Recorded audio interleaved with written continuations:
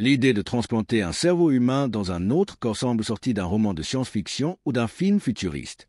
Elle alimente depuis longtemps l'imaginaire collectif, car elle touche à la question de l'identité, de la conscience et même de l'immortalité.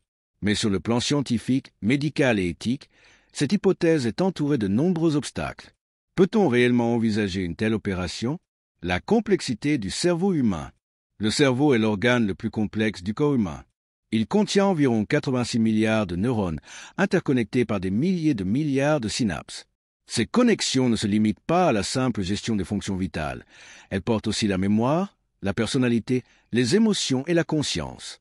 Transplanter un cerveau reviendrait non seulement à déplacer un organe, mais aussi à transférer tout ce qui fait l'individualité d'une personne. Le problème de la connexion avec le corps. Pour qu'un cerveau transplanté puisse fonctionner, il faudrait reconnecter le système nerveux central au nouveau corps, en particulier la moelle épinière. Or, aujourd'hui, la médecine n'est pas capable de réparer ou de reconnecter une moelle épinière sectionnée de manière complète. Les lésions de la moelle sont irréversibles et entraînent des paralysies permanentes. Une transplantation du cerveau nécessiterait donc de relier des milliards de fibres nerveuses au reste du corps, une tâche techniquement impossible avec nos outils actuels. Les expériences animales et leurs limites. Dans les années 1950 et 1970, certains chercheurs ont tenté des expériences de transplantation de tête chez des animaux. Le neurochirurgien soviétique Vladimir Demikov et, plus tard, l'américain Robert White ont greffé des têtes de chiens ou de singes sur d'autres corps. Dans certains cas, les animaux ont survécu quelques heures ou quelques jours et pouvaient voir, entendre ou bouger partiellement. Mais ces expériences restaient limitées, la moelle épinière n'était pas reconnectée, et les animaux finissaient par mourir. Ces résultats montrent la difficulté extrême d'un tel projet, même chez des mammifères. Le cas de la greffe de tête humaine. Un neurochirurgien italien, Sergio Canavro, a annoncé dans les années 2010 son intention de réaliser une greffe de tête humaine, parfois appelée à tort transplantation de cerveau. Il affirmait qu'avec des techniques modernes de microchirurgie et des produits favorisant la régénération nerveuse, il serait possible de reconnecter la moelle épinière. Cependant, la communauté scientifique a largement critiqué ces déclarations, les jugeant irréalistes et non éthiques. Aucune telle opération n'a été réalisée à ce jour et la faisabilité reste plus que douteuse. Les risques immunologiques. Même si, par miracle, on parvenait à connecter un cerveau à un nouveau corps, il faudrait encore résoudre la question du rejet immunitaire. Le système immunitaire du corps receveur attaquerait immédiatement le cerveau comme un organe étranger, sauf en cas de traitement immunosuppresseur très puissant. Or, un rejet au niveau du cerveau pourrait être encore plus dramatique que pour d'autres organes.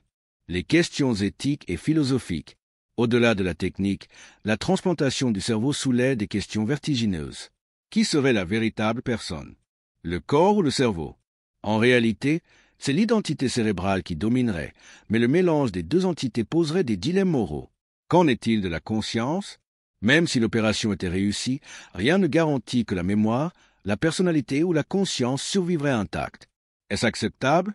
Une telle opération bouleverserait notre conception de l'humanité, de la mort et de la continuité personnelle. Beaucoup considèrent déjà qu'elle franchirait des limites éthiques impossibles à justifier. La science du futur, une autre voie. Si la transplantation du cerveau semble aujourd'hui irréalisable, certains chercheurs imaginent des alternatives. L'une d'elles est la neuroprothèse, remplacer progressivement des parties endommagées du cerveau par des implants électroniques. Une autre piste est le transfert numérique de la conscience, encore pure spéculation, qui consisterait à copier l'activité cérébrale dans une machine. Ces approches, bien qu'encore hypothétiques, paraissent plus plausibles que de tenter une greffe de cerveau entier. Conclusion. À l'heure actuelle, la transplantation du cerveau d'un humain vers un autre corps est impossible et probablement le restera encore longtemps. Les obstacles biologiques, reconnexion des nerfs, rejet immunitaire, technique, précision microscopique des connexions et éthique sont immenses. Si la science-fiction aime explorer cette idée, la réalité médicale est bien différente. La transplantation du cerveau reste un fantasme plus qu'un projet réalisable. Toutefois, les recherches sur les neurosciences et la régénération nerveuse ouvrent d'autres perspectives, peut-être moins spectaculaires, mais plus crédibles pour l'avenir.